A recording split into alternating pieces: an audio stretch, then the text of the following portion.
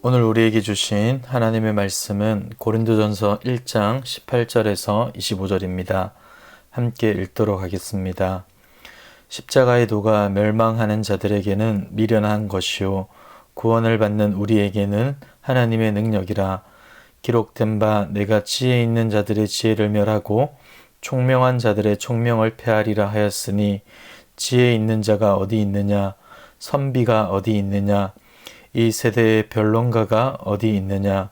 하나님께서 이 세상의 지혜를 미련하게 하신 것이 아니냐.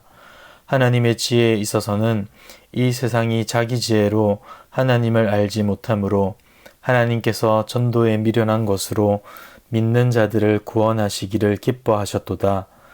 유대인은 표적을 구하고 헬라인은 지혜를 찾으나 우리는 십자가에 못 박힌 그리스도를 전하니 유대인에게는 꺼리끼는 것이요 이방인에게는 미련한 것이로되 오직 부르심을 받은 자들에게는 유대인이나 헬라인이나 그리스도는 하나님의 능력이요 하나님의 지혜니라. 하나님의 어리석음이 사람보다 지혜롭고 하나님의 약하심이 사람보다 강하니라. 아멘. 이 당시 헬라인들은 지혜를 최고의 가치로 꼽았습니다.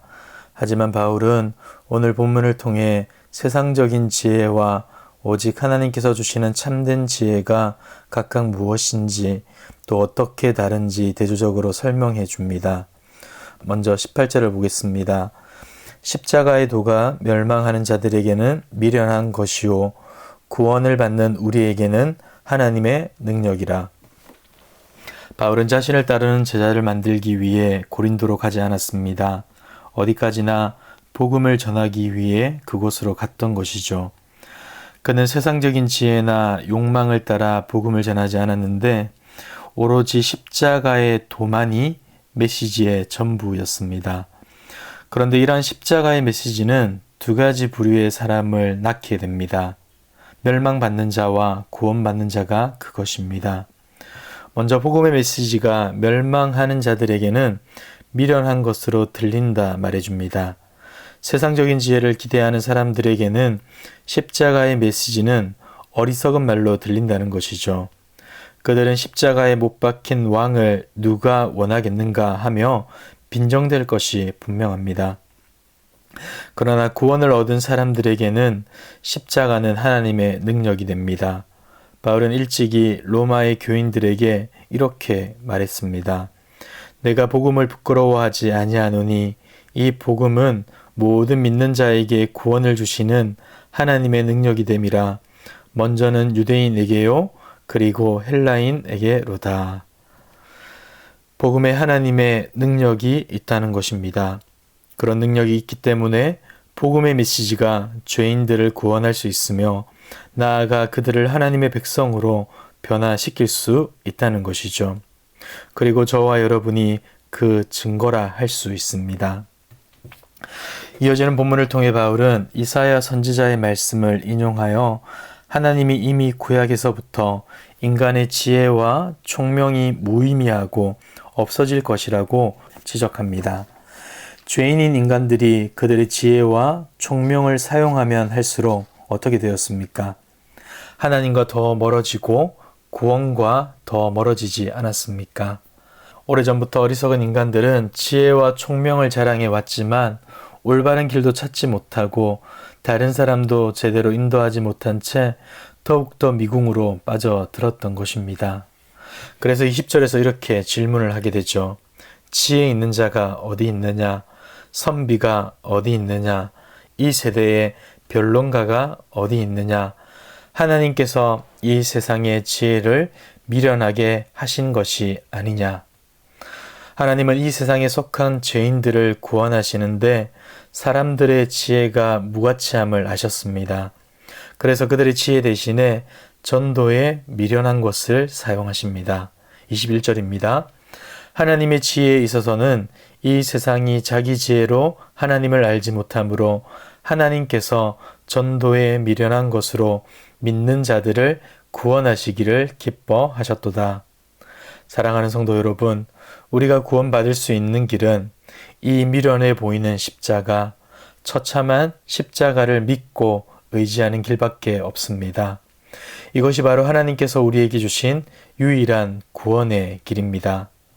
그럼에도 불구하고 사람들은 십자가를 여전히 어리석은 것으로 생각하고 인생의 구원을 위해서 엉뚱한 것을 찾아 헤매곤 합니다. 22절을 보시죠.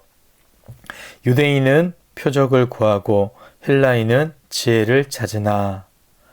많은 유대인들은 예수 그리스도의 복음을 바보 같은 소리로 여겼습니다. 왜냐하면 그들이 기대하는 메시아는 수많은 표적과 기적들을 행하는 정복자이자 왕이었기 때문입니다. 그렇기 때문에 아무런 저항 없이 십자가의 고난과 수치를 그대로 받아내시는 메시아를 그들은 도저히 받아들일 수가 없었던 것입니다. 그리고 헬라인들은 육체의 부활을 믿지 않았습니다. 그들은 예수님에게서 신화에 등장하는 신들과 같은 강력한 특징들을 발견하지 못했으며 더군다나 존경받는 사람이 십자가에 못 박혔을 리 없다고 생각했습니다. 그들에게 죽음은 승리가 아니라 패배였습니다. 그들이 가진 세상의 지혜로 판단했지만 허튼 소리에 불과했습니다. 이 당시 헬라인들은 지혜를 숭배하며 위대한 사상가들과 철학자들을 존경했는데 그런 그들에게 복음의 메시지, 그것은 한마디로 기준미달이었습니다. 십자가에 못 박힌 그리스도, 이러한 선포를 들었을 때 그들은 미련하다 말할 수밖에 없었던 것이죠. 하지만 부르심을 받은 우리에게 십자가에 못 박힌 그리스도는 무엇입니까? 24절에 이렇게 고백합니다. 오직 부르심을 받은 자들에게는 유대인이나 헬라인이나 그리스도는 하나님의 능력이요 하나님의 지혜니라. 유대인들이 볼 때 예수 그리스도의 십자가는 무능력, 연약함의 극치였고 헬라인들이 볼 때 십자가의 도는 어리석음의 극치였습니다. 그러나 십자가는 죄인을 구원하는 생명의 길이기에 하나님의 능력이요 하나님의 지혜라 할 수 있습니다. 여러분, 무엇이 진짜 지혜고 무엇이 진짜 능력이겠습니까? 그것은 바로 생명을 살리는 것입니다. 그래서 십자가에 죽으신 그리스도의 십자가만이 참 능력이요 참 지혜인 것이죠. 헬라인이든 유대인이든 그 누구든지 간에 예수 그리스도를 믿는 자에게는 그리스도가 생명의 능력, 영혼을 구원하는 지혜가 되는 것입니다. 하나님은 자신을 드러낼 지혜가 부족해서 어리석은 십자가를 택한 것이 아닙니다. 또한 사람들이 깜짝 놀랄 만한 기적을 보여줄 능력이 없어서 기적을 보여주지 않는 것이 아닙니다. 하나님은 얼마든지 사람들의 이성을 뒤집어 놓을 만한 세상적인 지혜도 가지고 있으며 인간의 모든 종교적 감성들을 열광시킬 만한 기적의 능력도 가지고 계십니다. 하지만 그 방법을 택하지 않으셨습니다. 오히려 세상 사람들의 지혜 앞에 자신의 지혜를 숨기시고 세상의 능력 앞에 자신의 능력을 숨기셨습니다. 그래서 그들 눈에는 하나님이 미련해 보이기도 하고 약해 보일 수도 있는 것이죠. 하지만 결탄코 그렇지 않습니다. 25절을 보시면 이렇게 말씀하시죠. 하나님의 어리석음이 사람보다 지혜롭고 하나님의 약하심이 사람보다 강하니라. 아멘. 어리석고 약해 보이는 십자가를 통해 하나님은 죄인을 구원하셨으며 우리를 살리셨습니다. 생명을 살리는 것이 바로 가장 강력한 지혜이며 능력인 것입니다. 사랑하는 성도 여러분, 말씀을 정리하겠습니다. 무엇이 참 지혜이고 참 능력입니까?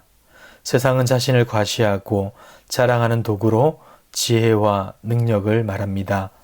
하지만 우리 주님의 십자가의 능력과 지혜는 생명을 구원하는 것, 영혼을 살리는 것이라 말합니다.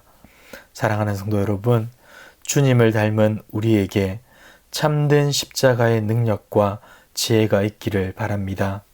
그리고 그렇게 살아가기를 원합니다. 자신을 자랑하기 좋아하는 세상의 질서 앞에 십자가의 방식으로 살아가므로 나를 내어주어 남을 살려낼 수 있는 복된 인생, 그 값진 인생을 살아가는 저와 여러분들이 되시길 주님의 이름으로 축복합니다. 기도하겠습니다. 전도에 미련한 것을 통하여 우리를 구원하신 하나님의 능력과 지혜를 찬양합니다. 세상이 추구하는 지혜와 능력을 쫓아가는 어리석은 자 되지 않게 하시고, 미련해 보이고 약해 보이지만 생명을 살리고 영혼을 구원하는 십자가의 길을 우리가 함께 걸어가게 하옵소서. 우리가 걸어가는 십자가의 길을 통하여서 주님의 사랑을 더욱 깊이 깨닫게 하시고, 우리의 입술을 통하여서 감사와 찬양으로 반응할 수 있도록 인도하여 주시옵소서. 이 모든 말씀 예수님의 이름으로 기도드리옵나이다. 아멘. 이 시간 주신 말씀을 붙들고 기도하시고 주간 기도 제목을 따라서 환우들과 섬김 사역을 위해 기도하겠습니다. 그리고 코로나19 신부상 공동 기도문으로 함께 기도하겠습니다. 기도하겠습니다.